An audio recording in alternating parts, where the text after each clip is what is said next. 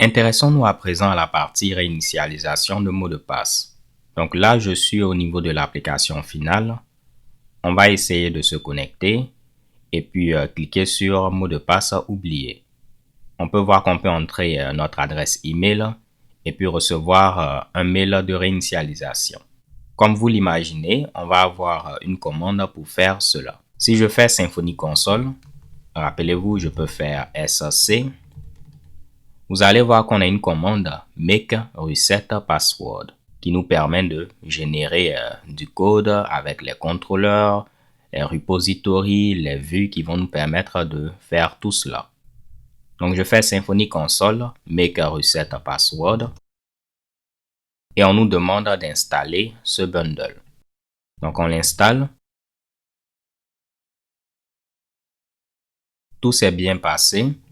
On va refaire make reset password et on nous demande vers quelle route les utilisateurs devraient être redirigés après que leur mot de passe ait été mis à jour avec succès.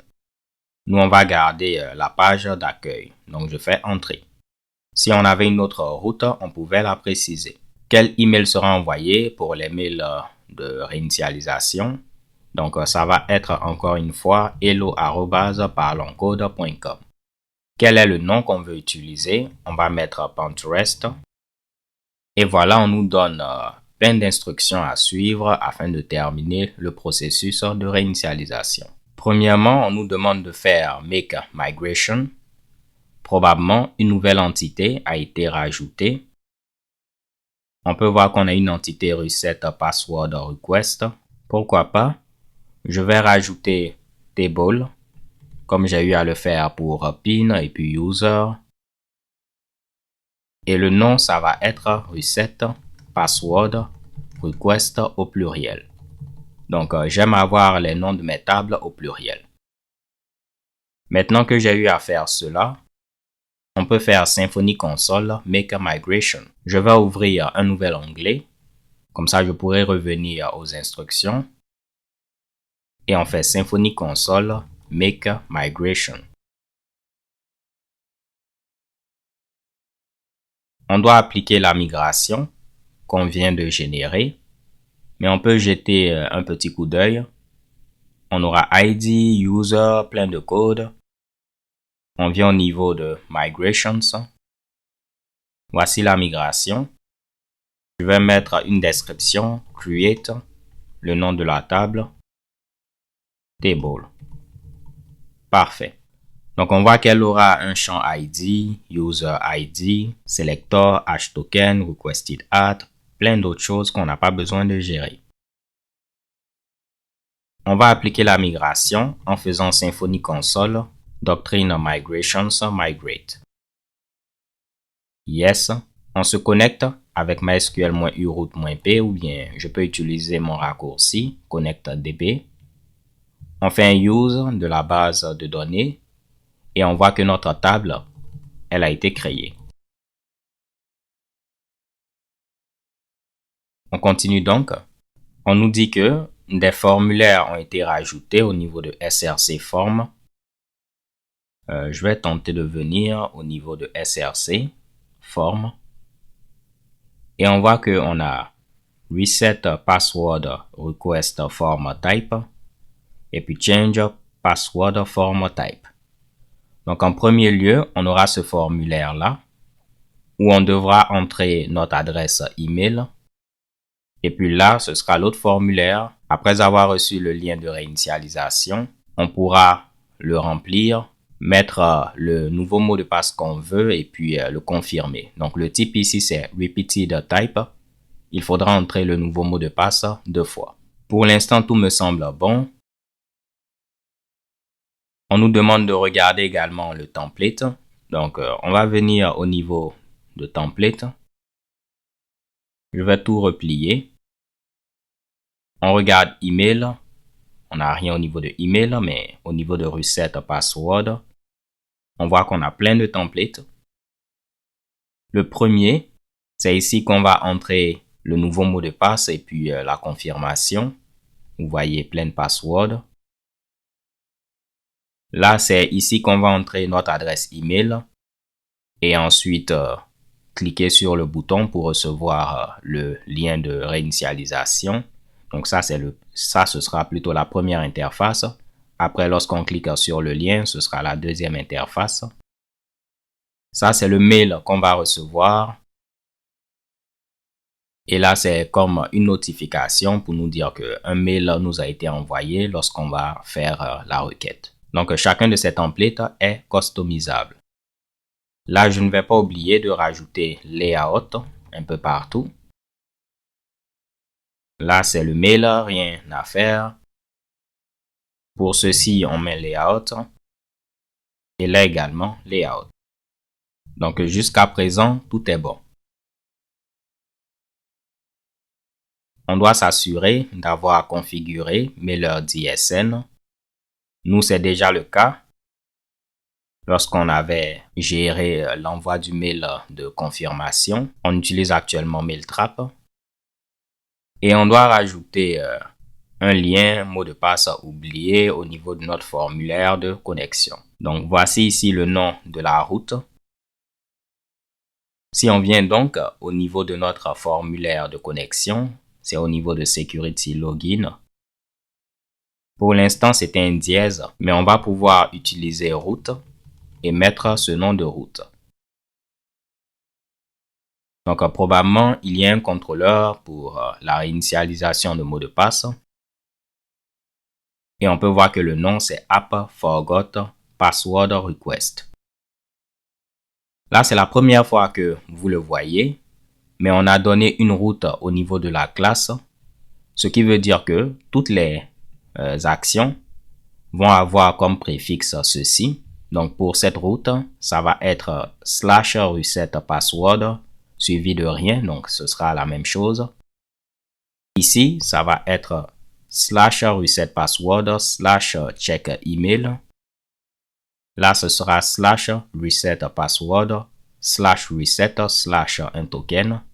Donc, tout sera préfixé en grosso modo de ce fameux /reset_password qui est au début. Essayons de venir ici, au niveau de notre application. Je vais me déconnecter. On vient au niveau de login. Et malheureusement, on ne connaît pas ici route. Désolé. J'ai fait du Laravel récemment. Au niveau de Laravel, c'est route, mais au niveau de Symfony, c'est path. Donc, on met path et puis on met le path. Désolé, les gars et les go. On actualise. Et vous voyez, j'ai maintenant un lien pour aller au niveau de la page de réinitialisation. On pourra la styliser dans quelques instants, mais on voit que ça s'affiche. Je vais mettre le mail de John Doe. On valide. On nous dit qu'un mail a été envoyé. Et rappelez-vous, on a vu qu'on pouvait customiser cette page. C'était, disons, ceci. Ok, un mail a été envoyé, On peut changer le texte. Je viens là, j'ai reçu le mail depuis Pinterest, hello@parloncode.com. Et si on regarde le contrôleur, Reset Password Controller, on verra que c'est ici qu'on envoie le mail. Donc, je vais tenter de trouver la partie où on envoie le mail. C'est là. Et on voit que pour l'instant, les valeurs sont hard-codées. Mais comme vous êtes maintenant des pros, on peut réutiliser nos paramètres du container en mettant $10, get parameter. On va mettre premièrement app.mail from address et on peut dupliquer pour app mail from name. Là également, il faudra gérer ceci avec Symfony Messenger pour éviter de bloquer l'interface. Mais si on clique, on va choisir le lien, modifier des choses. On voit qu'on nous dit qu'on a un problème et ceci s'affiche de cette manière-là. On pourra customiser le template et mettre quelque chose de plus joli. Mais si le lien était bon, on voit qu'on peut entrer le nouveau mot de passe et le confirmer. Donc, je vais mettre secret 123, secret 123. On valide. Et normalement, si je tente de me connecter avec John Doe et je mets secret, ça ne va plus marcher. Mais si je mets secret 1, 2, 3, ça va marcher. Mamma mia! Donc, en 2 temps 3 mouvements, en suivant simplement les indications, tout marche. Juste pour tester cette partie, je vais faire comme si je veux réinitialiser un autre mot de passe, celui de Jendo. Donc, le bon mail a été envoyé et puis ce sont les mêmes informations. Qu'est-ce qui se passe si je mets un mail qui n'existe pas? Vous voyez, on nous met toujours ce message-là. Donc là, c'est pour question de sécurité. Comme ça, même si quelqu'un met un mail qui n'existe pas, on ne lui dira pas qu'on n'a pas trouvé d'utilisateur avec cette adresse mail. On donne moins d'informations possibles et aucun mail n'a été envoyé vu qu'on n'a pas trouvé d'utilisateur. Essayons de faire donc un petit commit, git statut, git add all, git commit et ce sera add reset password feature. Donc avant d'essayer de comprendre la logique de réinitialisation de mot de passe, on va essayer de styliser l'ensemble des vues. Donc on avait vu que toutes les vues étaient au niveau de reset password. On va commencer par cette première vue. C'est celle-là qui est affichée lorsqu'on clique sur mot de passe oublié. Donc on peut voir send password reset email. C'est le bouton qui est là. Premièrement, je vais changer le titre. Vu qu'il est assez simple, on peut le mettre de cette manière. Je vais couper tout ce contenu-là. On va créer un div avec la classe row. Je vais créer un autre div avec la classe call md6 et on va pouvoir coller le contenu qu'on a eu à copier de cette manière-là. Décidément, mon clavier ne veut pas me permettre de le faire. Essayons de voir ce que ça donne. Donc, je voulais revenir là. Il faudra centrer le contenu. Donc, on peut mettre MX Auto. Et normalement, le contenu va être centré, vu qu'on a mis un margin à gauche et à droite automatique. On va s'intéresser au H1. Je vais le mettre un peu plus en haut. On va donner une classe margin top de 5, margin bottom de 3 et puis text center. On revient là. C'est pas mal. On va s'intéresser maintenant à ceci. La classe va être alerte error. On va donner margin bottom de 3 et puis on va arrondir les bords. Parce que pour l'instant, si on revient à ce qu'on avait précédemment, il va utiliser Bootstrap. Essayons de trouver un lien qui n'est pas bon. Donc on va copier ce lien-là. Et puis on va se tromper en modifiant des Mitsubishi. On peut voir qu'on a cette erreur. Pour que ce soit bien affiché, on peut mettre alerte error. Et si je vous le prouve dynamiquement, si on modifie pour alerte error, vous voyez ce que ça donne. On va donner un margin bottom de 3. Et puis on va terminer en arrondissant les bords. De cette manière-là. Donc on peut venir là, alerte error, margin bottom 3. Et puis rounded. On réessaie. Oups. Je copie le lien. Je me trompe. Et tout est bon. Je vais déplacer ensuite le texte qui est présent là. On va le mettre à ce niveau. Je vais utiliser une balise P. Et essayons de voir ce que ça donne. Donc c'est ce texte là. On va donner une classe margin bottom de 5, text center et puis text muted afin que le texte soit muté. Donc on aura un peu de gris. Et voilà le résultat. On va terminer avec le bouton de soumission. Je vais rajouter btn lg. Le bouton est beaucoup plus grand. Et puis btn block. Comme ça, il va prendre tout l'espace. Je pense qu'on peut s'arrêter là. Peut-être on va rajouter type submit pour dire que c'est un bouton de soumission. Et puis ça fera l'affaire. On va s'intéresser maintenant à une deuxième page. Imaginons que le lien est le bon. Bon là, le lien est maintenant invalide. On dit qu'il a expiré. Je vais mettre John Doe. Un lien devrait être envoyé. On va actualiser, c'est le cas. Et on va styliser cette page. On va venir au niveau de Reset Password, Reset. Voici le formulaire qui est affiché à ce niveau. On va procéder de la même manière. Le titre est assez simple, on peut le mettre comme ça. On va entourer tout ceci d'un div qui aura la classe row et puis un autre div qui aura la classe call md6 et puis mxauto.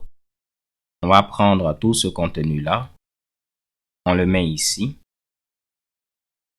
et puis essayons de voir déjà ce que cela donne. C'est pas mal. On s'intéresse au bouton de soumission, type submit, btn lg et btn block.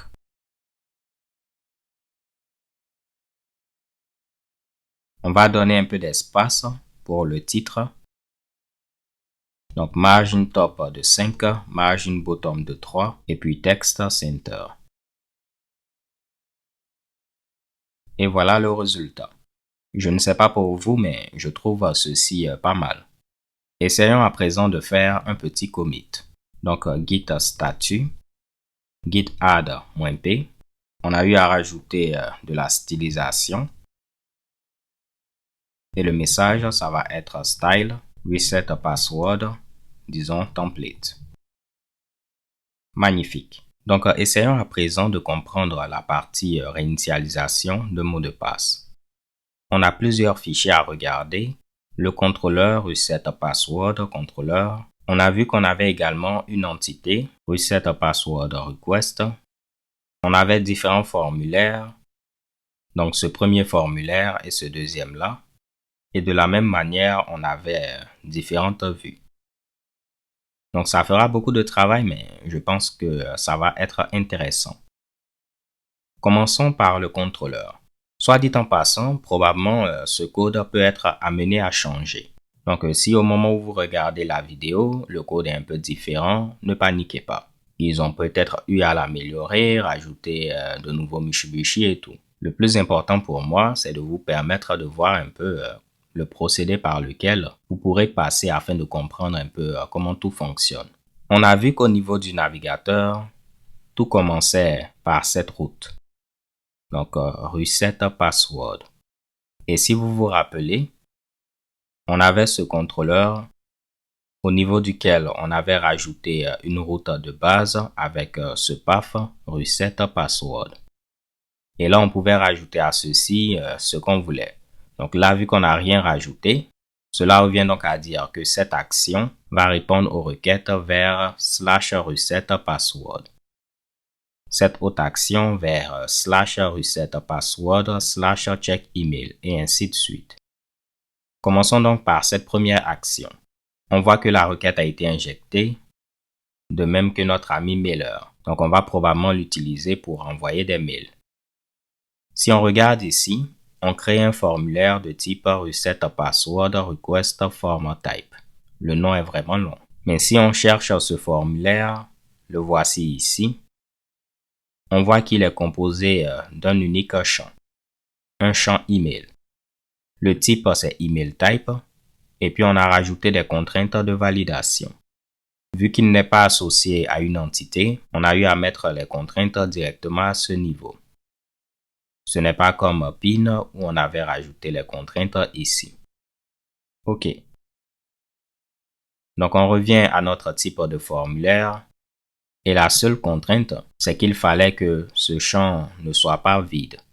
Donc on doit entrer une adresse email. Si on vient donc là, et puis on ne met rien et qu'on valide, bon, on a un peu de validation HTML. Je vais désactiver cette validation. On peut mettre no validate. Je vais réessayer et on voit qu'on a notre validation. veuillez entrer une adresse email. C'est ce qui est là. Mais vu qu'ils n'ont pas rajouté de validation pour que ceci soit une adresse email, l'utilisateur pourra rentrer n'importe quoi.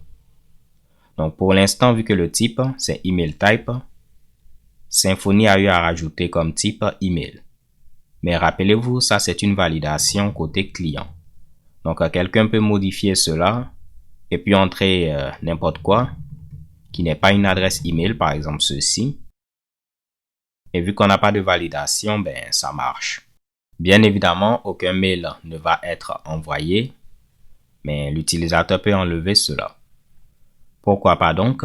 On va rajouter une validation, new email. On va l'importer depuis les contraintes de validation. Et on va dire veuillez entrer une adresse email valide.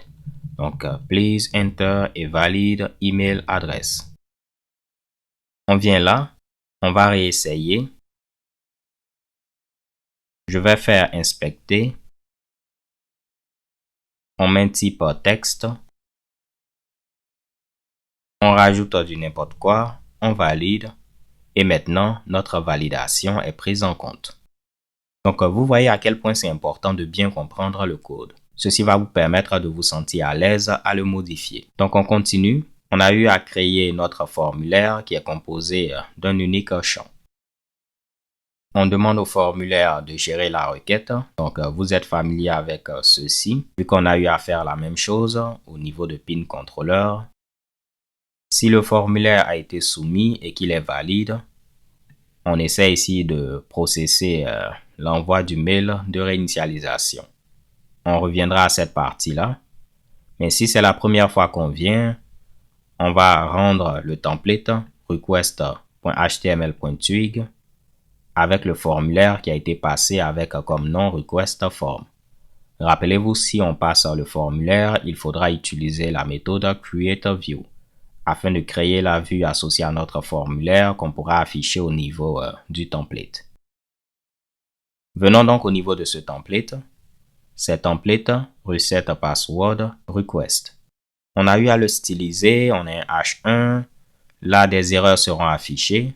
On verra plus tard d'où elles vont provenir. Et ça, c'est juste un paragraphe. Et voici notre formulaire. On lui avait donné comme nom request form. C'est pourquoi on dit qu'on affiche le début de notre request form, la fin, notre unique champ email et un bouton de soumission. Donc vraiment rien de bien compliqué. Lorsqu'on va soumettre le formulaire, on aura maintenant une requête de type post vers ceci. Et là, on viendra à ce niveau. Vu que le formulaire a été soumis et qu'il sera valide si on a entré une bonne adresse email, on va appeler cette méthode process sending password reset email. Désolé, mais c'est difficile à prononcer. Cette méthode reçoit deux informations. L'email qui a été entré et notre ami mailer qu'on a eu à injecter. Donc, on récupère l'email via le formulaire. Vu qu'on a un champ email, on peut demander au formulaire qu'on veut récupérer les données pour le champ email. Comme je vous l'avais montré, on aurait pu écrire ceci également de cette manière. C'est la même chose que d'utiliser notre ami get. OK? Donc, je vais l'utiliser histoire de vous montrer que vous pouvez tout customiser. Il va rester donc à voir cette fameuse méthode. Process sending password reset email. Voilà, elle se trouve en bas et c'est une méthode privée. Donc, ce n'est pas une action parce qu'elle n'est pas publique. On n'a pas rajouté également de route et tout. C'est une méthode privée. Et comme on l'a vu, on passait l'email et puis notre ami mailer. Rappelez-vous, on avait injecté, je vais fermer ceci pour l'instant. On avait injecté notre ami mailer et puis on passait l'email qui avait été entré. Donc, on récupère ces deux informations et qu'est-ce qu'on fait? Premièrement, on récupère notre user repository. Donc, via Doctrine, on récupère le repository associé à l'entité user. Et le repository associé à l'entité user, c'est user repository. Une autre manière de le faire, ça aurait été d'injecter tout simplement user repository depuis le constructeur. Mais là, on a vu qu'on peut également récupérer Doctrine. Je vais tenter de remonter. Via Doctrine, récupérer notre repository. Après, via le repository, on récupère un utilisateur qui a l'adresse email qui a été entrée. Donc, à cette étape, soit on aura nul, soit on aura l'utilisateur qui a été récupéré. Faisons donc un die dump de user. Et on va voir. Je mets du charabia, on aura nul, mamma mia. On met une adresse email qui existe et on aura l'utilisateur qui sera récupéré. Là, on peut voir qu'on a un objet de type AppEntityUser et c'est l'utilisateur John Doe. Donc, jusqu'à présent, on comprend un peu tout le code. Pourquoi pas, on va injecter notre user repository, histoire de vous montrer encore une fois qu'on peut tout customiser. Donc, on va le mettre de cette manière-là. Je peux, au niveau du constructeur, rajouter user repository. On va l'appeler user repository. Et là, je vais rajouter un nouveau champ. On va l'appeler user repository. Donc, il me faudra importer user repository et tout sera bon. Donc, juste pour que ce soit clair, on a injecté également notre ami user repository. Il sera présent au niveau d'un attribut user repository et on peut y accéder à ce niveau. Donc, normalement, si on actualise, on doit avoir la même chose. Bon, là, j'ai oublié de faire le die dump. Donc, on va refaire le die dump de user. On fait précédent. On met une mauvaise adresse email. On annule. On va mettre une bonne adresse email. On aura John Doe. Et voilà, tout marche. On a même la possibilité de mettre find one by email et puis passer uniquement l'adresse email. Donc, il saura de manière dynamique qu'on veut rechercher un élément via l'adresse email. Juste pour vous le montrer, on actualise et bang. Donc, de manière magique, Doctrine pourra deviner qu'on veut récupérer un élément via l'email. Si je mettais username, il va se baser sur un champ username. OK. On continue. Ici, on fait un set can check email in session. Je ne sais pas pour l'instant ça sert à quoi. On nous dit que ceci permet de marquer que l'utilisateur est autorisé à accéder à la page de check-in d'email. On comprendra peut-être ceci plus tard, mais qu'est-ce que cette méthode fait? Premièrement, on voit qu'elle n'est pas présente ici. Si on tente de remonter, on voit qu'on utilisait un trait reset password controller trait. Et si on regarde ce trait, on voit qu'il est composé de plein de méthodes. Au niveau de cette fameuse méthode, set can check email in session, donc la méthode qui était appelée à ce niveau-là, on voit qu'au niveau de la session, on s'était cet élément. Donc, on a une méthode getSessionService. En grosso modo, via la requête, on récupère la session. Donc, on récupère la session via la requête. Et puis, au niveau de la session, on set ceci. Donc, c'est un peu comme si on utilisait notre ami $session. Et puis, on mettait reset qui est ici, là. Désolé. Avec comme valeur true. Donc, on set ceci au niveau de la session. Et si on regarde la prochaine méthode, canCheck email, elle vérifie simplement est-ce qu'au niveau de la session, on a ceci. Cette méthode permet de sauvegarder un token en session. Cette méthode permet de récupérer le token qui a été sauvegardé en session. Cette méthode permet de tout cleaner. Donc, les deux qu'on avait sauvegardés, ceci permet de faire un cleanup. OK, donc déjà, on voit que ceci va permettre de mettre simplement cela en session avec comme valeur true. On continue. Ici, on sait que soit on aura nul, soit ce sera un utilisateur. Donc, on dit si on n'a pas d'utilisateur, on va le rediriger tout de même vers la page de check-in afin de ne pas révéler est-ce que l'utilisateur a été trouvé ou pas. Donc, est-ce que l'email est valide ou pas. Et comme je vous le disais, c'est pour des questions de sécurité. Donc, même si on revient là, et puis on mettait une adresse email qui n'était pas bonne, on est quand même redirigé vers la page Check Email. Donc, Reset Password Check Email. Donc, essayons de voir cette page assez rapidement avant de continuer. Donc, c'est cette page-là. Cette action sera exécutée si on demande Reset Password Check Email. Et qu'est-ce qu'elle fait? Ah, je vois maintenant. On vérifie premièrement, est-ce que l'utilisateur est autorisé à accéder à cette page? Donc, ceci va retourner true uniquement si on était venu ici et qu'on a seté ceci à true. Donc, lorsqu'on va vérifier est-ce que ceci est en session, ça va être true. Donc, vu que l'utilisateur a été autorisé, vu qu'on a passé par cette page qui est ici premièrement, sans problème, on pourra continuer. Mais si ceci n'est pas au niveau de la session, c'est comme si l'utilisateur tente d'accéder directement à cette page, on ne va pas l'autoriser. Cela revient donc à dire, là je suis au niveau de Safari, un autre navigateur. Si on tente de venir directement au niveau de Check Email, vous voyez, vu qu'on n'a pas ceci en session, le fameux reset qu'on avait vu à ce niveau-là, on ne va pas nous laisser accéder à la page qui est ici. Donc, on va nous rediriger vers Forgot Password. C'est pour cette raison qu'on est redirigé ici. Donc, on comprend mieux. Si on n'est pas passé par la page de réinitialisation, on ne pourra pas voir cette vue. Maintenant, nous, vu qu'on était passé par la fameuse page et puis on a seté ceci, on pourra rendre ce template et on lui passe un token lifetime. Donc, on vient au niveau de Check Email, on passe token lifetime et puis on tente de l'afficher et puis on a notre message. Donc, on peut essayer de voir un peu le Get Token Lifetime. Il provient depuis Reset Password Helper qui a été injecté à ce niveau-là.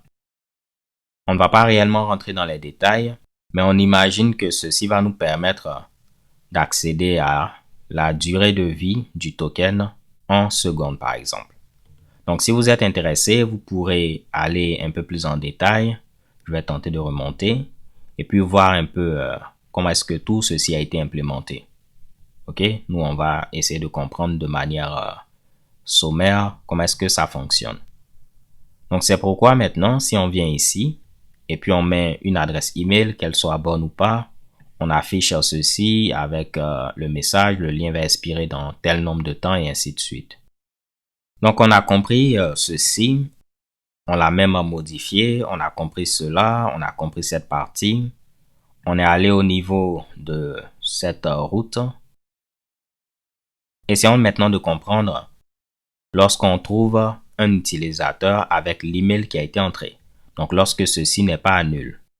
Si on est un utilisateur, on va essayer de générer un token de réinitialisation pour cet utilisateur.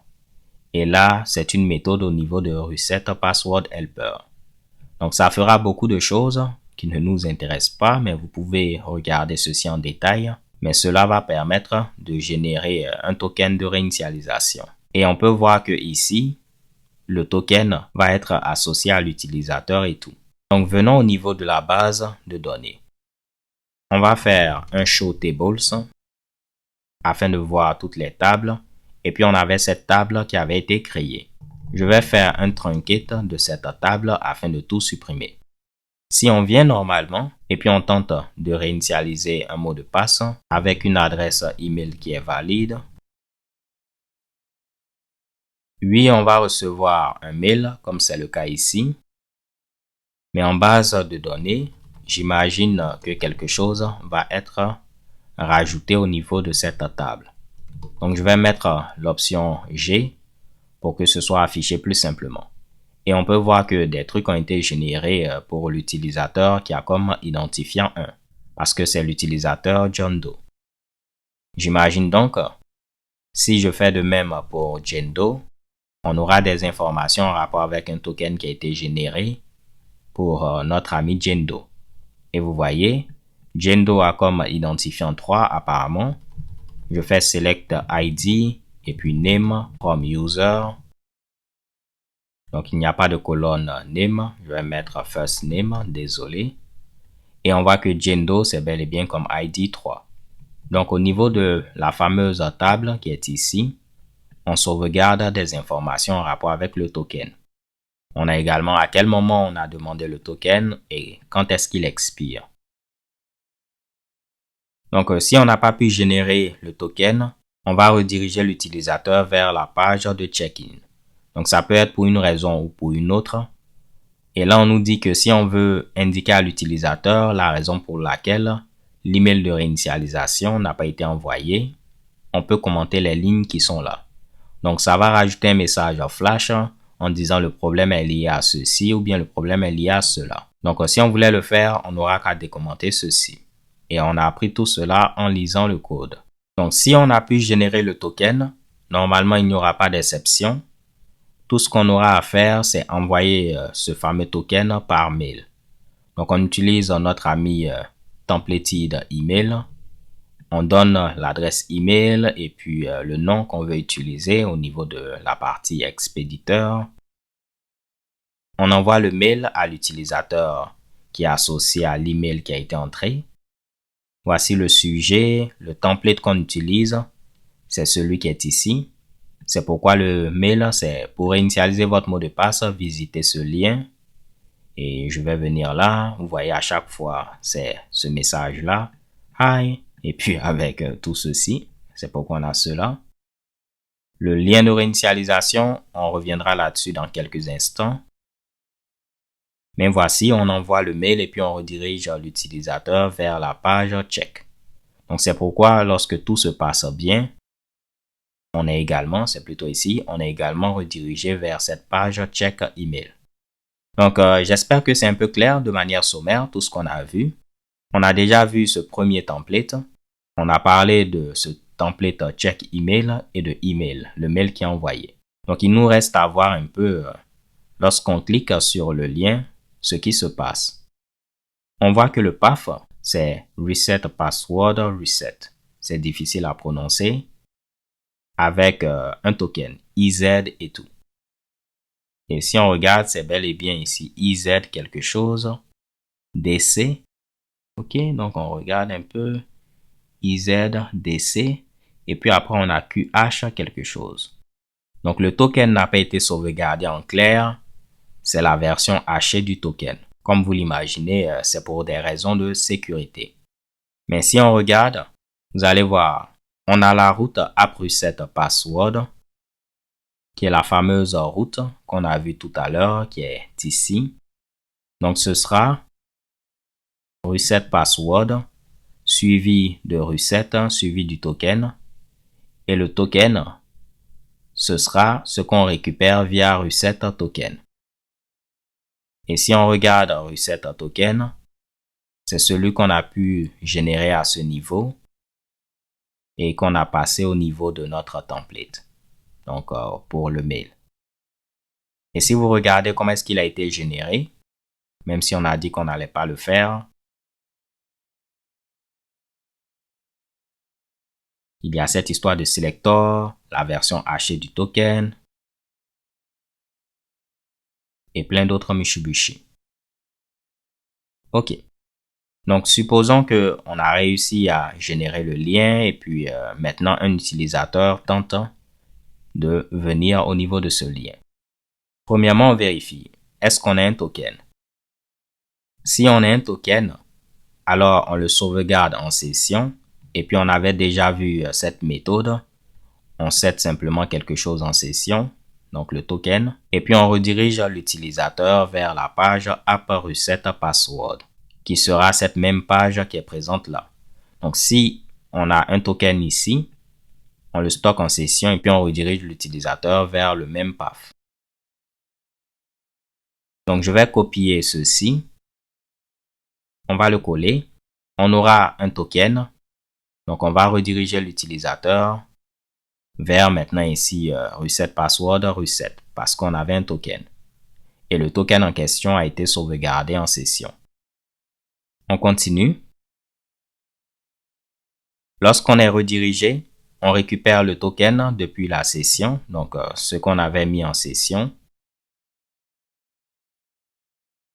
Si le token est égal à nul, alors on lève une exception pour dire qu'aucun token n'a été fourni. Dans le cas contraire, on va valider le token pour voir est-ce que c'est un token valide. Si ce n'est pas un token valide, on rajoute un message flash indiquant pourquoi le token est invalide. Et puis on redirige l'utilisateur vers la page afin qu'il demande un autre mail de réinitialisation. Donc si je viens là, et puis je rajoute un token qui est invalide, on nous redirige et on va tenter de valider le token, il est invalide, il y a un problème, c'est pourquoi on a ce message-là qu'on a eu à formater et tout, qu'on a eu à styliser plutôt. Mais si le token était bon, on clique là, on est redirigé sans erreur. Cela revient donc à dire qu'on viendra à cette étape. On crée un formulaire de type Change Password Format Type, qui est le second formulaire. Et si on regarde ceci, c'est comme si on a combien de champs? On a un seul champ, Plain Password. Mais là, on voit qu'on a deux champs. C'est parce qu'en réalité, c'est un champ de type Repeated Type. Donc, on devra confirmer la valeur. Ce qui fait que premièrement, on aura un label New Password pour le premier champ et puis un autre label Repeat Password pour le deuxième. Pourquoi pas, je vais mettre confirmer le nouveau mot de passe. Et vous allez voir maintenant ici, ça va être confirmé le nouveau mot de passe, comme on peut le voir. Là, le nom du champ, c'est Plain Password. Juste pour montrer qu'on peut customiser, on va le renommer en New Password. Le champ n'a pas été mappé, vu que ceci n'est pas associé à une entité. Et les validations ont été rajoutées directement ici. Premièrement, le champ ne doit pas être vide et la longueur minimum est de 6 caractères. De la même manière, on a mis le maximum à 4096. Et si vous vous rappelez, je vous avais dit que c'était pour question de sécurité. Donc, on limite ceci à 4096 pour des questions de sécurité. Le seul endroit où on n'a pas besoin de le faire, c'est au niveau du formulaire de connexion. Mais au niveau du formulaire de modification de mot de passe ou bien d'inscription, on est obligé de mettre cela. Cela revient donc à dire, si je mets un mot de passe de moins de 6 caractères, ça ne va pas marcher. Bon là, vu que j'ai changé plein de passwords, ça va changer bien évidemment plein de choses. Mais regardons, on a créé notre formulaire. On demande à notre formulaire de gérer la requête qui a été injectée. OK, parfait. On va regarder cette partie tout à l'heure. Mais on rend le template reset password reset en passant le formulaire. Donc, c'est ce template-là. On a un H1, on affiche le début, la fin du formulaire. Mais là, le champ, on l'a renommé en New Password. Donc, j'avais changé le nom pour New Password en lieu et place de Plain Password. Donc là, ça va être un New Password. OK. On va réessayer. Tout est bon. Il a récupéré le token depuis la session. On met un mot de passe de moins de 6 caractères. On nous dit que les deux mots de passe doivent matcher. Je mets 1, 2, 3, 1, 2, 3. On nous dit qu'au minimum, on doit avoir 6 caractères. Donc, toutes les validations sont appliquées. Et puis, on les a appliquées au niveau de constraint. Donc, si vous regardez au niveau de la documentation, repeated type, vu qu'on a mis comme type password type, les deux champs seront de type password. C'est pourquoi on ne voit pas le mot de passe. Et si les deux valeurs ne sont pas les mêmes, ce message va être affiché. Je suis content parce que jusqu'à présent, c'est assez simple à comprendre. Si on regarde maintenant ici, lorsqu'on va soumettre le formulaire, on va vérifier qu'il est valide. S'il est valide, on va ici appeler cette méthode-là, remove reset request, qui fait plein de michi-michi. Donc, vu que tout est bon, on va retirer ceci depuis la base de données. Donc, pour l'instant, au niveau de la base de données, on a deux entrées. Je vais tenter de mettre comme mot de passe secret et puis secret et on valide. Donc là, c'est marqué plain password. C'est parce que ici, on tente de récupérer le champ plain password, mais nous, on l'a appelé new password. Et comme on l'a vu, on peut même utiliser les crochets de cette manière-là. Je vais donc réessayer. On nous dit on avait un problème pour valider la requête. Je vais remettre johndoe@example.com. On aura un nouveau mail.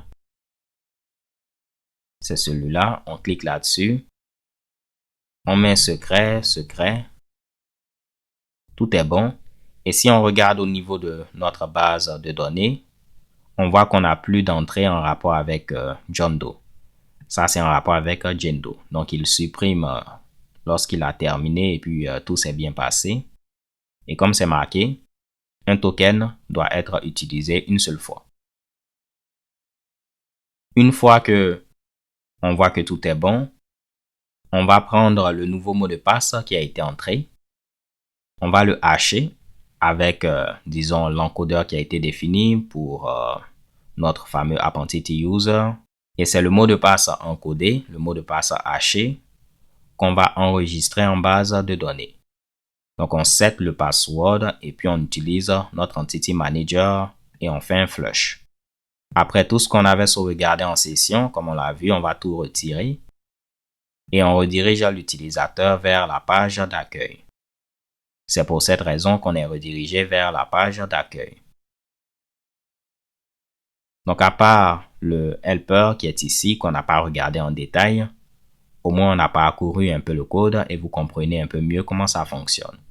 On a même eu l'occasion de modifier différents Mitsubishi. Donc, essayons de faire un petit commit. Je viens là, git statut, git add-p. OK, yes, yes, yes, yes et yes. OK, tout est bon. On a fait quand même beaucoup de choses. On va faire un git commit et là, je vais mettre ici add little tweaks. Donc, on a fait quelques petits changements. Parfait. Donc, maintenant, je reste confiant. Si on vous dit par exemple, OK, Honoré, actuellement, même si on est connecté, on peut accéder, disons, au lien qui permet de réinitialiser un mot de passe. Donc, si on met reset password, on peut accéder à cette page. Est-ce que tu peux faire en sorte qu'on puisse rediriger vers la page d'accueil et puis dire que on est déjà connecté? Ça va être simple. On copie ce qu'on avait. On vient au niveau de Reset Password Controller et on sait que c'était cette action. Donc, si on a un utilisateur, on le redirige vers la page d'accueil avec ce message flash. On revient là, on tente de refaire Reset Password et on sera redirigé. Je suis vraiment fier de vous, les gars et les go. Faisons un autre commit. Git add all. C'est comme si je me suis trompé. C'est un A majuscule. Git commit. Only guest can access reset password request page. Donc seulement les visiteurs peuvent accéder à la page de réinitialisation de mot de passe. Tout à l'heure, au niveau du type de formulaire Change Password Form Type, j'ai eu à changer Plain Password par New Password. En faisant ceci, je me suis rappelé que j'ai eu à oublier de vous parler d'une méthode. Venons au niveau de User, on avait cette méthode Erase Credentials. J'avais dit que j'allais expliquer ça sert à quoi parce qu'on avait parlé de getSalt, on avait parlé des autres méthodes, un peu getRole, getUsername qui est un identifiant visuel, mais je n'avais pas parlé de Erase Credentials. Pour comprendre ceci, on va revenir au niveau du formulaire d'inscription. Donc, si vous vous rappelez, ceci était géré par le type de formulaire Registration Form Type. C'est toujours difficile à prononcer. On avait un champ First Name, Last Name, Email, Agree Terms et puis Plain Password. Donc là, c'était First Name, Last Name, Email. plain password et puis est-ce qu'on accepte les conditions avec agree ou bien agree terms. Mais si vous regardez ce champ-là et puis le deuxième, c'était des champs non mappés. Parce qu'au niveau de notre entité user, on n'avait pas de champ plain password. On avait un champ password qui contenait le mot de passe haché. Et de la même manière, on n'avait pas de champ pour les conditions d'utilisation qu'on acceptait. Donc, dans ces cas, on met map à false. Mais imaginons que ici, on ne voulait pas mettre map à false pour le plain password. On aurait eu droit à une belle erreur, vu que Symfony va tenter de faire le mapping, mais il ne va pas le trouver au niveau de App Entity User. Mais rien ne nous empêchait de venir ici et puis de rajouter un champ, on va dire à ce niveau-là, un champ privé plain password. Donc, vu qu'il existe, Symfony pourra le trouver sans problème. Bon, là, on a une autre erreur parce que il s'attend à ce qu'on ait un getter et un setter. Pour faire simple, je vais mettre simplement public pour dire que on peut le modifier et puis accéder directement. On n'a pas besoin de getter ni de setter. Vous voyez maintenant qu'il ne se plaint plus, vu qu'il peut faire le mapping de plain password en setant ce champ-là, cet attribut, et puis en le modifiant, ou bien en récupérant sa valeur. Cela revient donc à dire, où est-ce qu'on utilisait cela? C'était au niveau de notre contrôleur, registration. On va dire que lorsque tout est bon, on va faire un dump des données du formulaire en mettant $form getData. Et vous allez voir quelque chose. Si on vient là, je mets du n'importe quoi, on va mettre honoré cool, example.com. On met secret, on met ceci et on valide. Et on peut voir que le mot de passe a été stocké en clair au niveau de plain password. Bien évidemment, ceci ne sera pas sauvegardé en base de données, vu qu'on n'a pas rajouté de mapping pour la base de données. Et on peut normalement, je vais me retrouver, ici, on peut récupérer la valeur qu'on a eu à donner à plain password. On vient là, on actualise et ça marche. Mais le problème, c'est qu'à un moment donné, le mot de passe a été mis en clair au niveau de notre objet. Donc, même si ceci ne sera pas persisté en base de données, ce qui va être persisté en base de données, c'est password avec le mot de passe haché. Mais si à un moment donné, au niveau de l'objet, vous avez des informations sensibles qui ont été setées, c'est au niveau de la méthode EraseCredentials, donc cette fameuse méthode, que vous allez faire un cleanup. Donc, comme c'est marqué ici, si vous stockez une information sensible de manière temporaire au niveau de votre objet user, c'est ici que vous allez faire un clear. Donc, nous, par exemple, on allait dire plain password. On peut y accéder directement vu que ceci est public et puis on est au niveau même de l'entité. Vu qu'on sait qu'à un moment donné, le mot de passe va être c'était en clair au niveau de ceci. Je vais me retrouver. C'est au niveau de cette méthode qu'on va mettre ceci à nul afin de faire un petit cleanup, afin de clear les données sensibles. Donc nous, on n'avait pas besoin de faire cela parce que à aucun moment, on ne sauvegardait une information sensible de l'utilisateur, étant donné qu'on n'avait pas fait de mapping et on avait ce résultat. Donc là, je n'ai rien eu à changer. On va enlever le dump. On fait un git statut. Et j'espère maintenant que vous comprenez un peu mieux le rôle de EraseCredentials.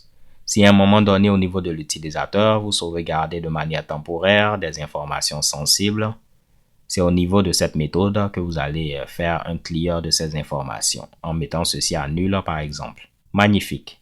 Donc là, il va nous rester la dernière partie qui va permettre de clore cette vidéo. On aura à gérer la page de profil qui se trouve au niveau de eCount. On pourra modifier les informations de profil au niveau de eCount Edit. Et on pourra également changer son mot de passe. Donc là, ce n'est pas comme si l'utilisateur a oublié son mot de passe. Il veut juste avoir un nouveau mot de passe. Donc on doit entrer le mot de passe courant, le nouveau mot de passe et le confirmer. Essayons donc premièrement de gérer la page de profil. Pour l'instant, si on vient là et puis on fait /account, on aura une belle erreur, vu que cette route n'existe pas. On va donc créer un contrôleur. Je fais Symfony Console, make contrôleur, et on va créer un contrôleur et compte contrôleur. Normalement, Symfony va rajouter le suffixe et voici notre contrôleur. On vient au niveau du code, je vais tout fermer. On recherche et compte contrôleur. Là, le path est bon. Le nom, ça va être app et compte. Et l'action, je vais l'appeler show. On va rendre un template et compte show. Et puis, on doit venir au niveau de template et compte. Je vais tout replier. Et on va le renommer en show.html.twig. Donc, premièrement, on va hériter du template qui se trouve au niveau de layout base.html.twig. Le nom de la page, c'est profil. Donc, on aura un bloc title. Et vu que c'est assez simple, on va mettre profil. Il me reste le bloc body. Donc, je mets un bloc body. On va mettre row, call md6 et puis mx auto. Et je vais mettre un h1 avec profil. On vient là, on actualise et tout est bon. Ici, on peut voir que c'est centré. Donc, je peux dire que je vais tout centrer en mettant text center. C'est déjà un bon début. Ensuite, on va donner un peu de margin verticale en haut et en bas pour le profil, vu que c'est un peu trop collé. Donc, je vais faire margin de 5 comme ceci. On vérifie. OK, donc il y aura un margin vertical en haut et en bas de 5. Après, on aura une image, l'email, le nom et puis 2 liens. Parfait. Je vais mettre donc une image. Pour l'instant, je ne sais pas ça va être quoi. On aura besoin du nom. Je peux le mettre au niveau d'une balise P. Et c'est le nom complet. Pour récupérer l'utilisateur, c'est AppUser qui est l'utilisateur connecté. Et rappelez-vous, au niveau de l'entité user, on avait rajouté une méthode getFullName qui était le prénom suivi du nom. Donc, on peut simplement mettre à ce niveau-là fullName et on aura le nom complet. Avant ça, on a l'email. Je vais dupliquer en mettant AppUser email. Et après, on avait 2 liens. Un lien pour éditer le compte, donc edit et compte, suivi d'un pipe et un lien pour changer le mot de passe. Donc, c'était change password de cette manière-là. Essayons de voir pour l'instant qu'est-ce qu'on a. C'est pas mal. Simplement que ceci est un peu plus grand et tout. Bon, on va tenter de gérer cela. Donc, au niveau de l'email, je vais donner la classe lead. On va voir. Ensuite, pour le nom, on va le mettre au niveau d'un H2. OK, ça commence à ressembler à ce qu'on avait. Et les 2 liens, je vais les entourer au niveau d'un paragraphe, de cette manière-là. Donc, automatiquement, on aura un peu de margin. En ce qui concerne l'image, on va utiliser un service qui a pour nom Gravatar. Donc, on se base sur l'adresse email afin de générer un avatar. Donc, comment utiliser ceci? On nous montre un peu comment le faire en PHP.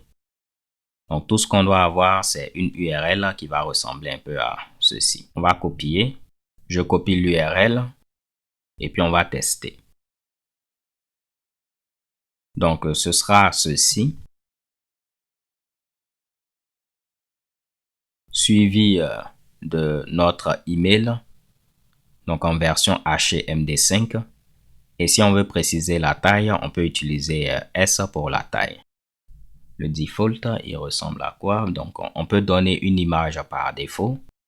Donc, si on voulait une image par défaut, si on n'a pas trouvé d'avatar, on peut mettre ceci au niveau de default. Moi, je vais juste préciser la taille. Donc, on aura quelque chose qui va ressembler à ceci. Je vais devoir ajouter la version hachée de mon adresse email et normalement, tout devrait marcher. Donc, on copie ceci, on le met à ce niveau et on va chercher la version hachée de mon adresse email. Je viens ici, on peut faire Symfony Console, PSH. On fera un MD5 de mon adresse mercuryseries@gmail.com et voici le H qu'on mettra à ce niveau. Donc ici, ils avaient fait un trim pour enlever les espaces, ester to lower pour mettre ceci en minuscule et puis on fait MD5. Parce que si on a des trucs en majuscule, ben, le H sera différent. Mais si je viens là, je vais mettre, c'est plutôt ici, on va actualiser. On voit qu'on a mon avatar. Donc, j'avais déjà seté mon avatar au niveau de Gravatar, donc c'est pourquoi ça s'affiche. J'aurais pu donner une taille, disons, de 800. Et la taille est de 800. Bien évidemment, il faudrait que cette partie soit dynamique. On va hacher l'email de l'utilisateur connecté. Donc, pourquoi pas? Ce qu'on va faire, on va mettre app user pour accéder à l'utilisateur connecté.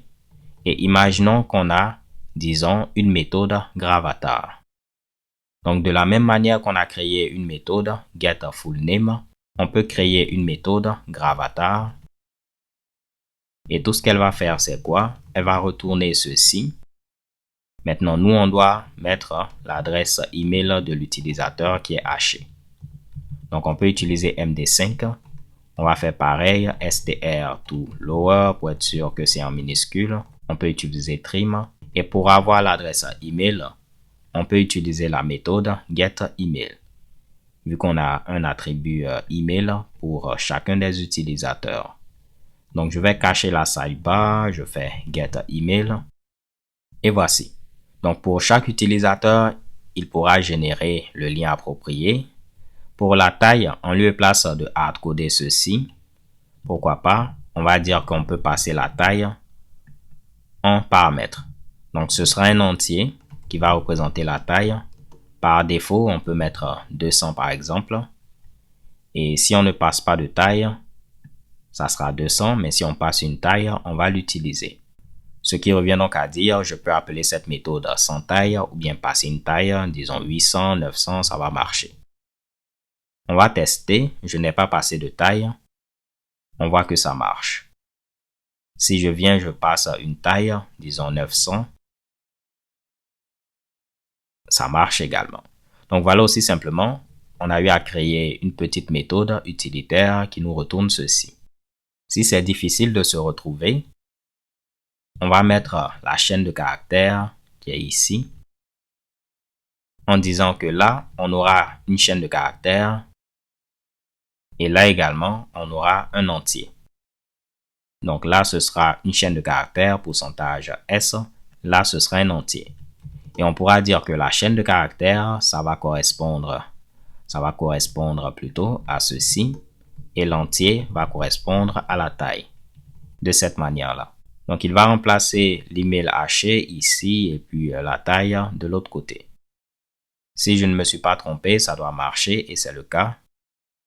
Là, on a l'email de John Doe. Bon, on n'a pas d'utilisateur John Doe, c'est pourquoi on a ceci comme image par défaut. Donc là, pourquoi pas, je vais dire que la taille par défaut est de 100. Et puis, on va mettre un point d'interrogation afin d'indiquer que ce paramètre est optionnel. Je vais tenter de styliser un peu l'image. Premièrement, on va rajouter Alt. Ça va être le nom complet de l'utilisateur avec avatar 2 suivi de l'utilisateur. Ou bien vu que j'écris ceci en anglais depuis le début, ça va être quelque chose comme ceci. En disant John Doe avatar. On va rajouter une classe rounded full pour que les bords soient arrondis. Donc là, on n'a pas de bord arrondi. Je vais mettre Shadow. On verra ce que ça donne. Donc on a l'ombre, mais les bords ne sont pas arrondis. Je pense que c'est Rounded Cycle, pour dire arrondi comme un cercle. Parfait.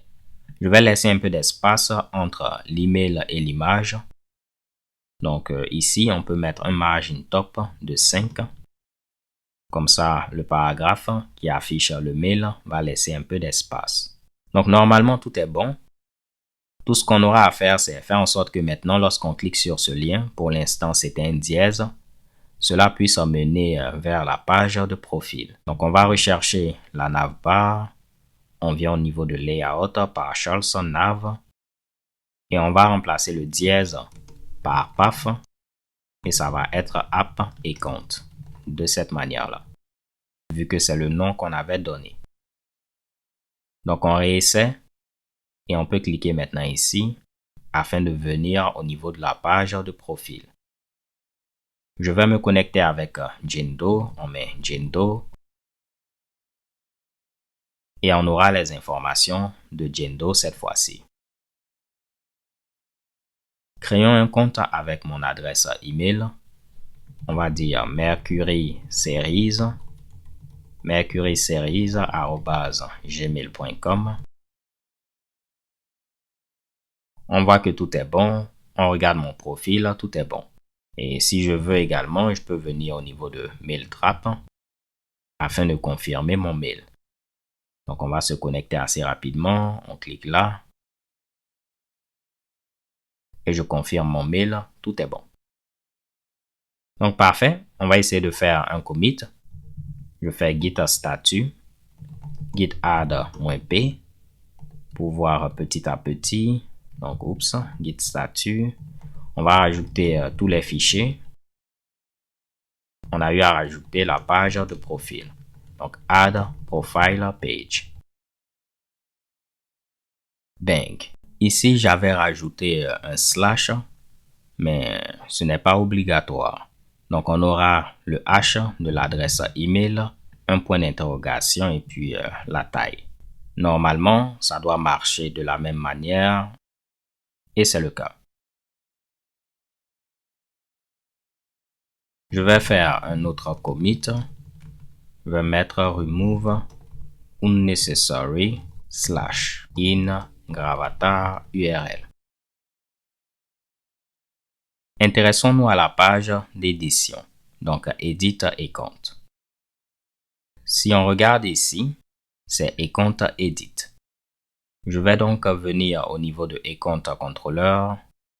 On va rajouter une autre action Edit. Ici, on répondait uniquement aux méthodes de type get, donc à la méthode get. Mais là, ça va être get et post. Donc, je peux utiliser cette syntaxe ou bien la syntaxe avec le pipe. Tout est bon, edit. On va retourner un template et compte edit. On aura une belle erreur si on vient là et on met edit. Bon, là, on nous dit que la route n'existe pas. Désolé, j'ai oublié de mettre edit. Là, on nous dira que le template n'a pas été trouvé et compte edit. Et c'est le cas. Commençons déjà par changer le lien. Je vais enlever le slash, mettre ecount. Là, j'ai un petit problème. On ne trouve pas ecount. Qu'est-ce que j'ai eu à faire? C'est ecount de cette manière-là. On répond à la méthode get. C'est parce qu'Honoré a mis les mêmes noms. Donc, vous l'avez probablement vu. On va donner un nom différent. Appecount edit. Normalement, on pourra venir là. On va changer le lien. Je viens au niveau de notre template. C'était où déjà? Ecount show. Là, on va utiliser PAF. Et ça va mener vers App et compte Edit qu'on vient de créer. Donc, App et compte Edit. On peut mettre ceci sur une autre ligne. Pour l'instant, on va mettre un dièse. Si j'actualise, on clique là et il nous faudra créer notre template. On vient donc ici, on crée edit.html.twig. Je peux copier ceci. Quel était le nom qu'on avait donné à la page? Le titre, c'est Edit User et Compte. Donc, je mets Edit User et Compte. Update Profile. Et puis après, on doit avoir un formulaire. Donc, on va devoir créer un joli formulaire. Je peux enlever tout ceci. Et puis, ça va être l'espace pour notre formulaire. Donc, je vais utiliser Symfony Console, Make Form, et on va l'appeler User Form. Il va rajouter le type à la fin. Vous allez voir, il va l'appeler User Form Type. On nous dit ceci va être associé à quelle entité? Ça va être l'entité User. Il a créé User Form Type. On vient au niveau de SRC, Form, et voici User Form Type. Les champs qu'on pourra modifier, c'est le prénom, le nom et l'email. Donc, je vais enlever tout le reste. Ça va être prénom, nom et email. Et ceci est associé à l'entité user. Au niveau du template, en lieu et place de tout centrer, on va centrer simplement le texte, vu que le formulaire ne va pas être centré. Donc, si on vient là, on aura besoin de créer notre formulaire en mettant $10 create a form. On veut créer un formulaire de type user form type. Donc, je mets user form type. Classe. On aura besoin de la requête. Donc, on injecte la requête. Je vais importer request depuis HTTP Foundation et importer user form type. Là, ça devient classique. On demande au formulaire de gérer la requête. Si le formulaire est soumis et que le formulaire est valide, on va gérer le processing. Donc, if a form is submitted and $form is valid, alors là, on va faire un dump de processing avec des points de suspension. Dans le cas contraire, on rend notre formulaire. Dans le cas contraire, on rend notre vue avec notre formulaire. Donc, on passe une variable form qui sera form createView. Rappelez-vous, c'est toujours createView. De cette manière. Donc, si on a accès à notre formulaire au niveau de Edit, on peut venir dire, on va mettre le début du formulaire. On mettra la fin avec end. Et puis, on mettra tous les widgets. On n'oublie pas le bouton de soumission. Ça va être un bouton de type Submit. Le texte, c'est Apply Changes, comme j'ai eu à le faire. Et on va rajouter une classe btn primary, btn lg pour que le bouton soit grand et btn block. Donc, ça va ressembler à ceci. Donc, on aura notre formulaire avec ces trois champs. Après, il faudra juste gérer l'emplacement. Donc, on vient là, on actualise. Et voici notre formulaire avec les trois champs. Simplement que ce n'est pas placé comme ce qu'on a ici. Donc, il faudra placer les champs un à un. Donc, ça va être simple. Je vais rajouter un div avec la classe row. On aura un colonne D6 pour dire 6 colonnes. Le deuxième va prendre 6 colonnes. Et dans le premier, on va placer le champ first name. Donc, on va utiliser form row pour dire affiche le label, le champ, les erreurs pour le first name et tout. On fera la même chose pour last name en mettant form last name. Donc, vous allez voir maintenant sur une seule ligne, on aura ces deux éléments. Simplement que, rappelez-vous, lorsqu'on utilise form end, il va premièrement afficher les champs qui n'ont pas encore été affichés et puis après, il va fermer le formulaire. Et vu qu'on n'avait pas encore affiché email, c'est pourquoi il affiche email. Donc, on avait affiché first name, last name grâce à ceci, mais on n'a pas affiché email.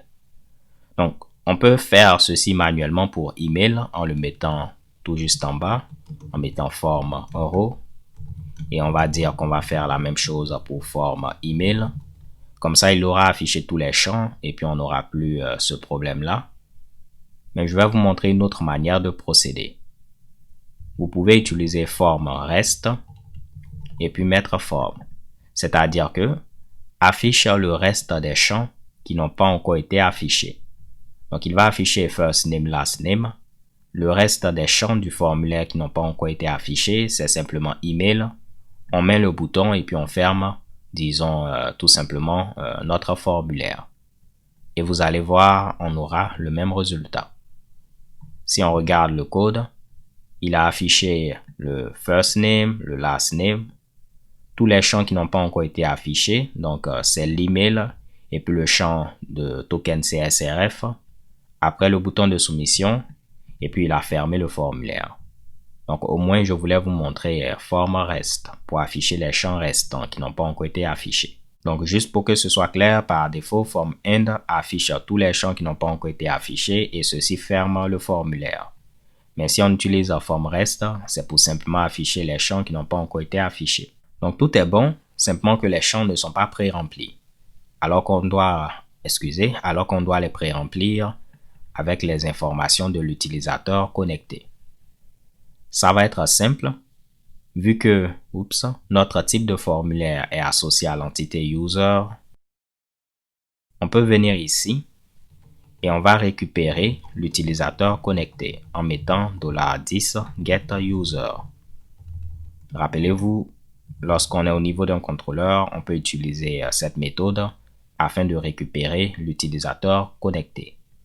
Une fois qu'on a cet utilisateur, on va le passer comme donnée à la méthode createForm et ceci va être utilisé afin de prépopuler notre formulaire avec les données de cet utilisateur.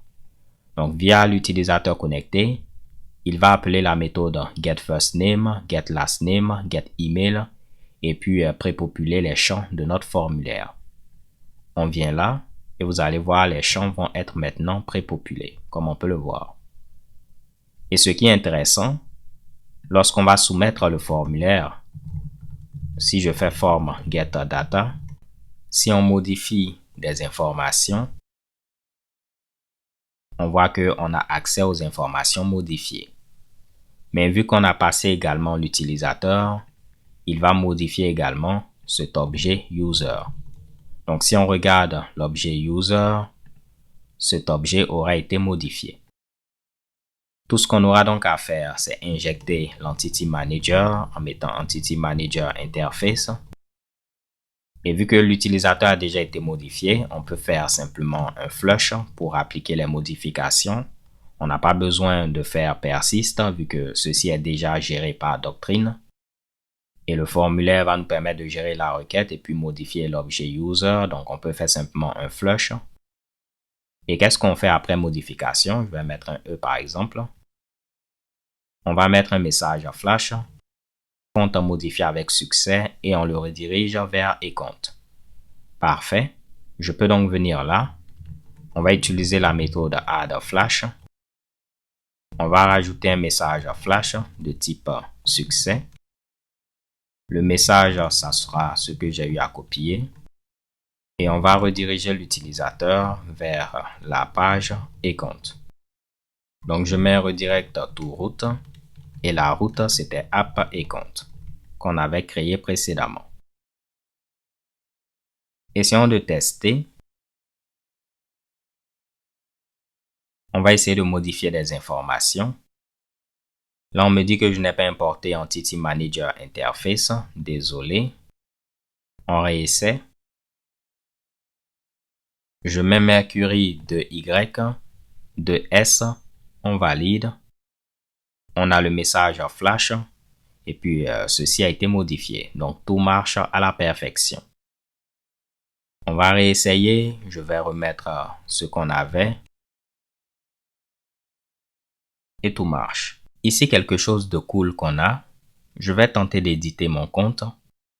Si on tente de mettre une adresse email qui existe déjà, vous allez voir, on aura une erreur. L'adresse email existe déjà. OK? Actuellement, on peut accéder à eCompte même si on n'est pas connecté. Et vu qu'on n'a pas d'utilisateur, ça vaut nul et puis on ne peut pas accéder à Gravatar de nul. On va gérer tous les accès dans la prochaine vidéo. Mais vous avez vu tout à l'heure, on avait une validation pour que l'email soit unique. C'est parce qu'on avait rajouté unique entity. Donc l'adresse email devrait être unique. Et on mettait ceci au niveau de la classe et ça marchait. Je voulais juste vous montrer que cette validation était appliquée. Étant donné que notre formulaire est associé à l'entité user, il va lire ces validations. Là, on va être explicite. On va mettre comme type text type. Pour le deuxième, ce sera également text type. Et pour le dernier, ça va être email type.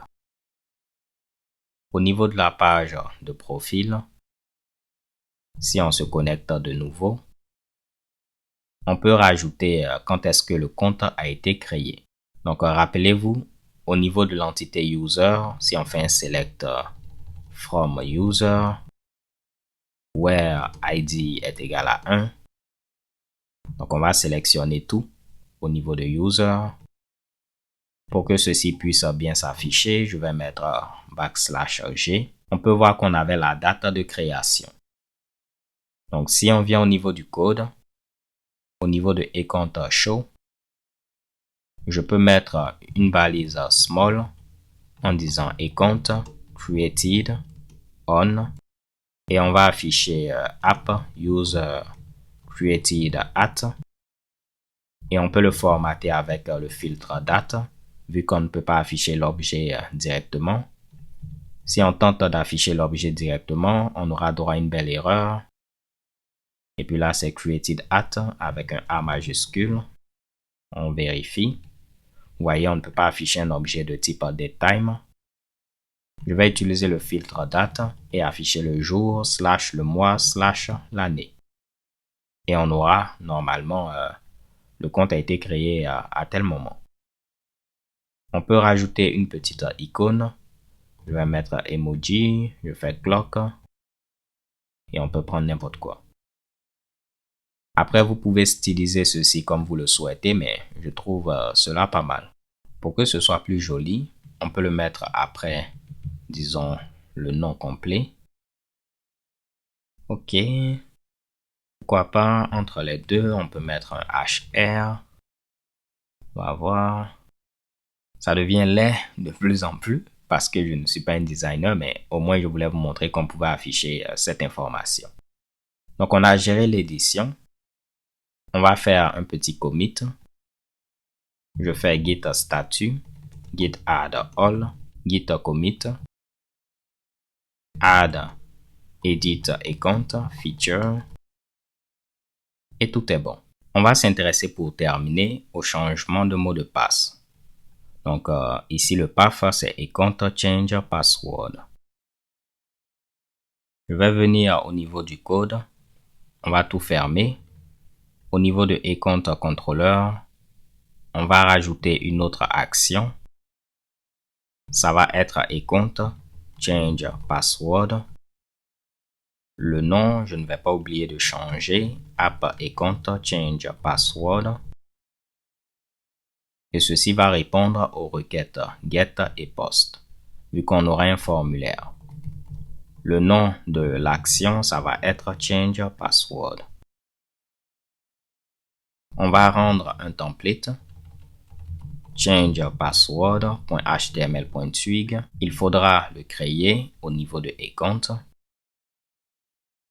On peut copier le code qu'on a au niveau de edit. C'est quoi le titre? C'est change password. Donc, on va le mettre ici.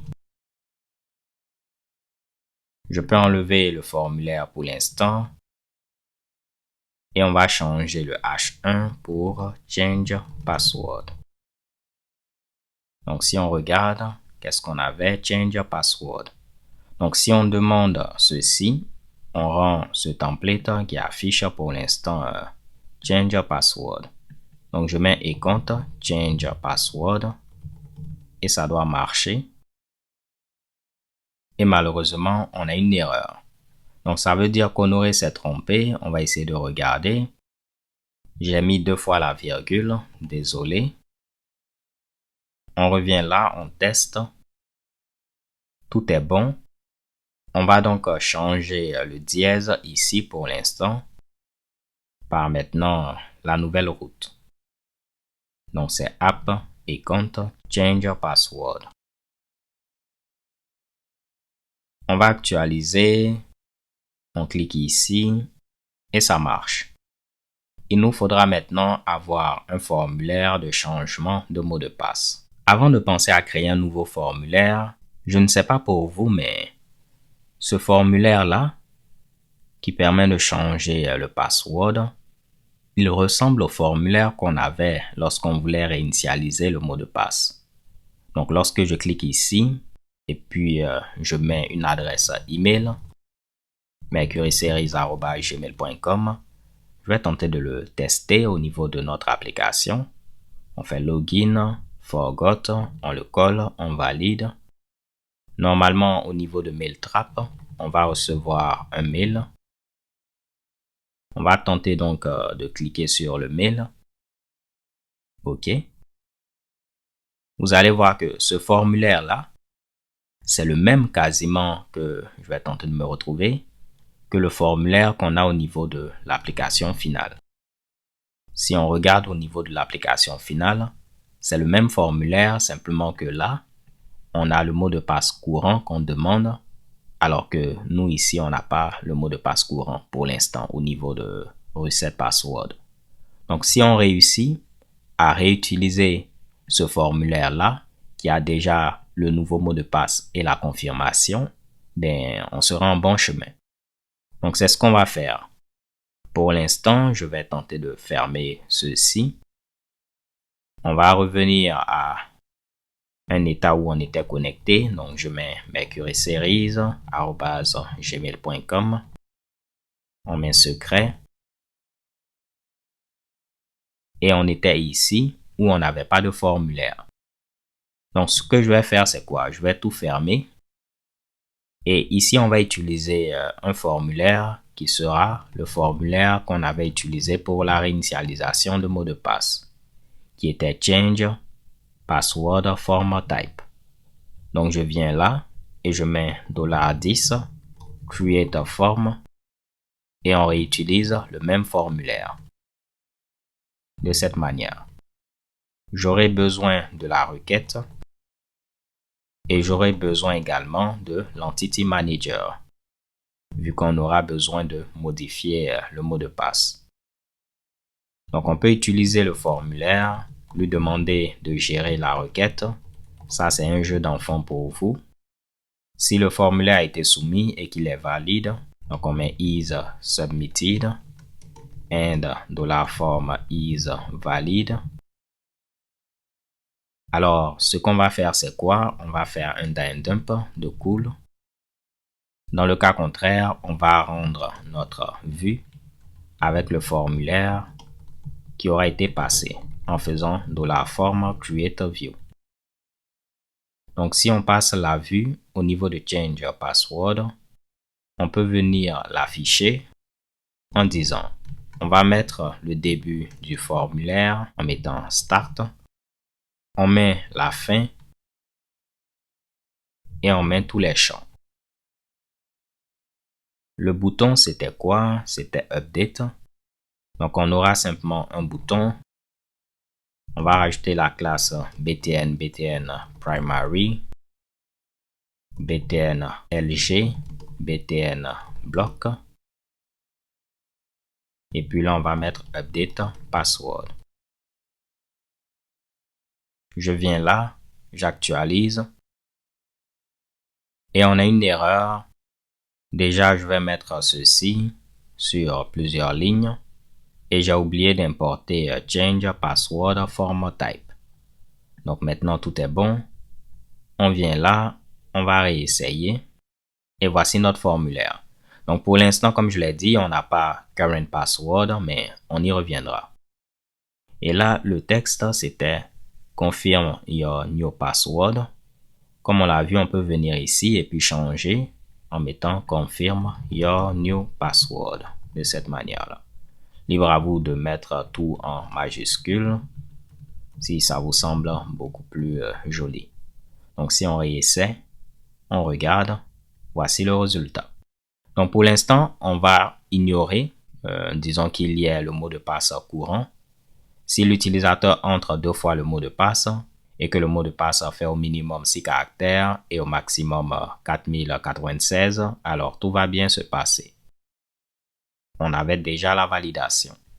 Donc, si on vient là et puis on mettait du charabia, il va nous dire qu'il faut au minimum 6 caractères. Je mets secret, secret 1, 2, 3. Il nous dira que les 2 mots de passe ne sont pas les mêmes.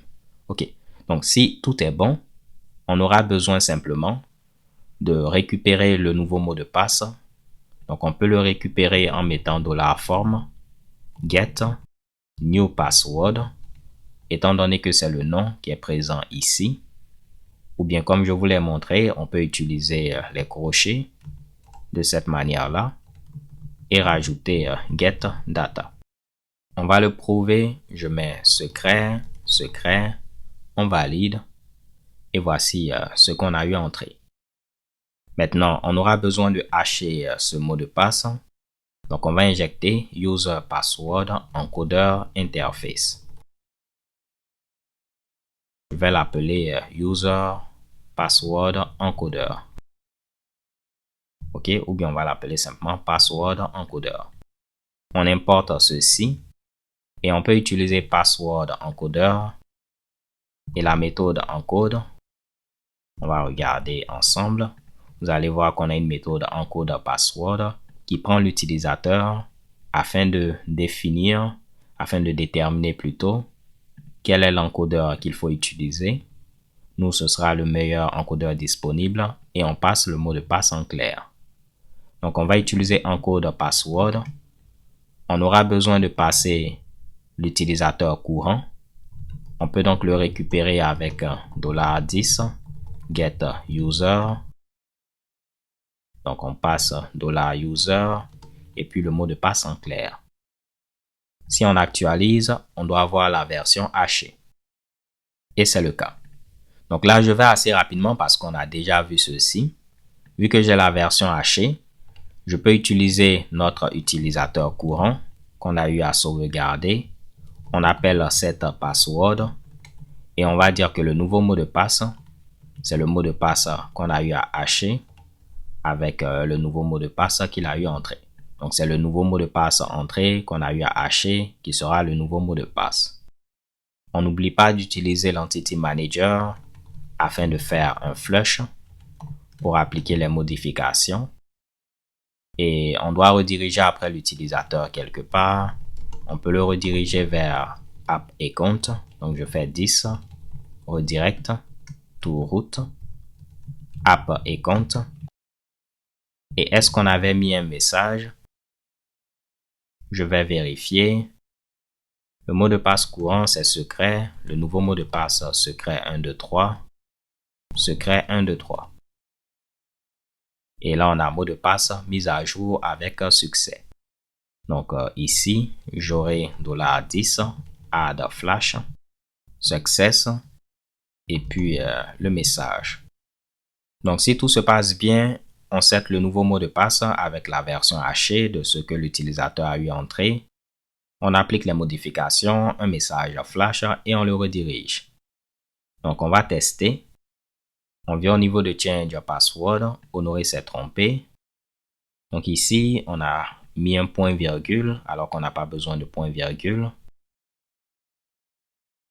Le nouveau mot de passe, je vais dire c'est cool 1, 2, 3. Cool 1, 2, 3. Et tout s'est bien passé. Je vais tenter de me déconnecter. On se connecte avec Mercury Series. Je mets secret, ça ne va pas marcher. Je mets secret 1, 2, 3, ça ne va pas marcher. Et puis on met cool 1, 2, 3 et bang, on est connecté. Donc ça marche sans problème. Essayons de célébrer déjà ceci avant de rajouter le mot de passe courant. Donc, je fais git add all, git commit, add change password feature. Donc, il va rester maintenant la dernière étape. La fin est proche, les gars. Il faudra rajouter le mot de passe courant et puis s'assurer que le mot de passe courant est bel et bien valide. Donc, si je mets quelque chose qui n'est pas le mot de passe courant, ça ne va pas marcher. On va nous dire que ce n'est pas le mot de passe courant. Comment est-ce qu'on peut faire ceci? Tout en réutilisant le formulaire qui est ici. Change password type. Ça va être simple. Je vais rajouter un nouveau champ qui sera, disons, current password pour mot de passe courant. Le type, ce sera password type, étant donné que ce sera un champ de type mot de passe. Ceci n'est associé à aucune entité. Donc, je peux rajouter mes validations en utilisant constraint. Donc, je vais utiliser constraint de la même manière. Et on va dire que le mot de passe ne doit pas être vide. Please enter your current password. Et de la même manière, ça doit être le mot de passe actuel de l'utilisateur. Et pour le faire en Symfony, c'est assez simple. Il existe user password comme validation. Donc, vous n'aurez qu'à importer cette contrainte de validation. Vous voyez, normalement ici, voici la contrainte user password. Et ceci va permettre de vérifier que le mot de passe entré correspond au mot de passe courant de l'utilisateur. Là, vu qu'on affichait tous les champs, il va afficher ce nouveau champ qu'on vient de rajouter, current password. Si on veut, on peut changer le label en mettant label et ça va être, oups, désolé, je ne voulais pas faire ceci, et ça va être current password. Juste pour vous montrer qu'on peut changer, j'ai mis le P en majuscule. Vous allez voir, le P va être maintenant en majuscule. Et si je mets cool 1, 2, 3, on n'aura pas de problème, c'est le mot de passe courant. Donc, vous voyez que l'erreur n'est pas en rapport avec ceci. Mais si je mets quelque chose d'autre que cool 1, 2, 3, on nous dira que ceci n'est pas le mot de passe courant. Et de la même manière, si on regarde user password, on peut changer le message en passant ceci au niveau de message. Donc, je peux mettre message et on va mettre invalide current password. Vous pouvez mettre ce que vous voulez. Donc, on met du n'importe quoi et vous allez voir le nouveau message invalide current password. On va mettre un point pour les puristes. Donc, même si ça marche, on a un petit problème. Vu qu'on a rajouté le champ au niveau de change password, cela revient donc à dire, si quelqu'un tente de réinitialiser son mot de passe, on va mettre jnando@example.com, on valide. Je viens rapidement au niveau de mailtrap.io. On va recevoir un mail de réinitialisation de mot de passe. On clique là-dessus et vous voyez, on nous demande le nouveau mot de passe, de confirmer le nouveau mot de passe et puis le mot de passe courant. Donc, à part déjà le problème de design, vu que ici, au niveau de reset password, reset, on affichait simplement les informations de new password. Donc, lui, il tentait d'afficher les champs manquants. Il s'agit de current password avant de fermer le formulaire. Mais imaginons que le design était bon, on allait devoir entrer le mot de passe courant et le nouveau mot de passe. Ceci n'est pas logique parce que si on veut changer son mot de passe parce qu'on l'a oublié, on ne connaît pas le mot de passe courant. Pourquoi on nous demande d'entrer le mot de passe courant alors qu'on dit qu'on l'a oublié, ok? Donc, il faudrait trouver un moyen de dire que dans certains cas, lorsqu'on va utiliser ce type de formulaire, on veut que le mot de passe courant soit requis ou pas. Comme ça, dans ce cas-là, au niveau de account change password, on pourra venir dire, par exemple, que current password is required. On va le mettre à true et on peut dire que par défaut, c'est à false. Donc, c'est-à-dire que dans le cas de celui-là, on va tenter de se retrouver au niveau du contrôleur reset. Dans le cas qui est présent ici, où on avait utilisé ce même formulaire, je n'arrive pas à me retrouver, c'est là. Donc, par défaut, c'est à false. Donc, on ne va pas demander le mot de passe courant. Mais si on met ceci avec cette option, alors on va demander le mot de passe courant. Cette option, je l'ai inventée. Lorsqu'on utilise Create Form, vous voyez, on peut passer le type, on peut passer les données et les options. Donc, moi, je ne veux pas passer de données, je veux passer des options. Donc, en deuxième position, je vais mettre nul parce que je ne veux pas passer de données, comme on l'a vu. Mais je veux passer des options et puis j'ai une option Current Password is required qui est à true. Donc, on aura normalement une erreur parce que Symfony ne va pas connaître cette option. Donc, si on tente de se connecter, je mets mercuryseries@gmail.com, secret 123. Donc, c'est plutôt cool 123. OK. On vient au niveau de account, change password. Vous voyez, on a une erreur. On nous dit que on ne connaît pas l'option current password is required. Et c'est vraiment simple. Vous allez venir au niveau de votre type de formulaire. Dans notre cas, c'est change password form type. Vous allez dire que on a une option. Donc, au niveau de cette méthode-là, c'est là qu'on configure les options. On va dire qu'on a une option current password is required. Et par défaut, la valeur est à false. Donc, on a cette option qu'on vient de définir. Donc, on vient de définir la valeur par défaut pour différentes options. Ici, c'est simplement cette option. Et la valeur par défaut est à false. Donc, il aura maintenant connaissance de cette option. Ici, vu qu'on a passé une valeur, ce sera true. Donc, on a changé la valeur par défaut qui est ici. Mais vu qu'au niveau de reset password, on n'a rien mis, il va utiliser la valeur par défaut. Et vous allez voir, on n'aura plus d'erreur. Et c'est parfait. Maintenant, tout ce qu'on aura à faire, c'est quoi?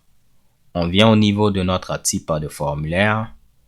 Et au niveau de cette méthode, on peut récupérer toutes les options via ce deuxième argument. Donc, on avait simplement utilisé Builder, mais maintenant, vous allez voir, on peut utiliser ceci. Si on fait un down and dump de options, au niveau de ce formulaire-là, on aura ceci qui sera à true. Donc, on cherche current password is required, ceci à true. Si on n'avait rien passé, je vais l'enlever. Vous allez voir que la valeur va être à false. On va chercher current password is required. Et vous voyez que la valeur est à false dans ce cas-là. Donc, si on passe, c'est à true. Si on ne passe pas, c'est à false. Et ce qui est intéressant, je vais tenter de tout fermer. On peut venir au niveau de la méthode buildForm et dire si au niveau des options, on a current password is required qui est à true. Donc, si ceci est évalué à true, alors on va rajouter, disons, ce champ. Donc, c'est uniquement dans ce cas-là, si ceci est à true, qu'on rajoute ce champ. Mais en ce qui concerne le nouveau mot de passe et la confirmation, ça c'est toujours ajouté. Mais le current password, il est requis uniquement. Il sera rajouté uniquement si ceci est à true. Donc, vu qu'au niveau de account, ceci a été mis à true, vous allez voir ceci est requis. Donc, vu que ce champ est rajouté, les validations vont s'appliquer. Donc, si je mets quelque chose qui n'est pas bon, on va m'informer. Mais si on clique sur le lien qui est ici, vous voyez que là, ceci ne s'affiche pas.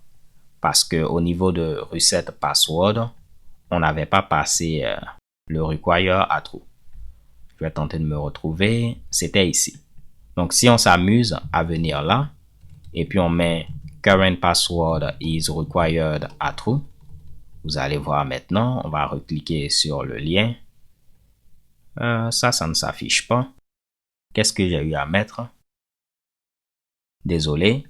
Là, je l'ai passé comme données, alors que les données ici, c'est nul. Et puis, voici les options. Donc, on réessaie. Et vous voyez que le champ a été rajouté. Après, la stylisation n'est pas bonne, mais on n'a même pas besoin de ceci. Donc, on n'a pas besoin de changer la stylisation. Donc, vous avez appris comment passer des options en troisième argument et comment récupérer ces options-là au niveau de votre type de formulaire et comment définir des valeurs par défaut. On a même la possibilité de dire que on va utiliser notre fameux resolver et on va définir les types qui sont autorisés. Et on peut dire que pour cette option-là, on veut que ce soit un booléen. Donc, si on avait plusieurs types, par exemple, on acceptait les booléens, les chaînes de caractères et tout, on peut passer ceci sous forme de tableau. Mais nous, vu qu'on veut que ce soit forcément un booléen, on peut mettre bool. Et si on vient ici, et puis on passe cela sous forme de chaîne de caractères, vu que ce n'est pas un booléen, donc là on avait déjà réglé ceci, ça ne doit plus s'afficher, parfait. Mais ici, vu que ce n'est pas un booléen, vous allez voir, on aura une erreur. On nous dit qu'on attendait un booléen, mais on a eu une chaîne de caractères. Et si vous regardez cette méthode en détail, cette hello type, vous pourrez lire davantage là-dessus en utilisant la documentation. Donc, si on recherche ceci au niveau de Google, vous aurez toutes les options, vous aurez tous les types que vous pourrez passer. Donc, vous voyez, nul, int, tableau, ainsi de suite. Donc, magnifique. Je suis fier de vous, les gars et les go. Pourquoi pas, avant de terminer, pour le mot de passe courant, on va rajouter des attributs HTML5. On peut mettre autocomplete à off. Comme ça, ceci ne sera pas autocomplété. Donc, si je viens ici, on actualise. Là, j'ai oublié de mettre une virgule. Et de la même manière, là, je mets un trou comme un booléen. On n'aura plus de problème. On regarde le code. Et au niveau de current password, je vais tenter de me retrouver. Donc, voici le input pour current password. Vous voyez que autocomplete à off a été rajouté. Donc, ce champ ne va pas être autocomplété. De la même manière, vous pouvez voir que tous les paths commencent par account. Donc, comme ils ont eu à le faire au niveau de reset password, en mettant un path de base, on peut venir ici et dire que de base, ça va être /account. Ici, on ne va rien rajouter. Ici, ça va être /account/edit. Et là, /account/change password.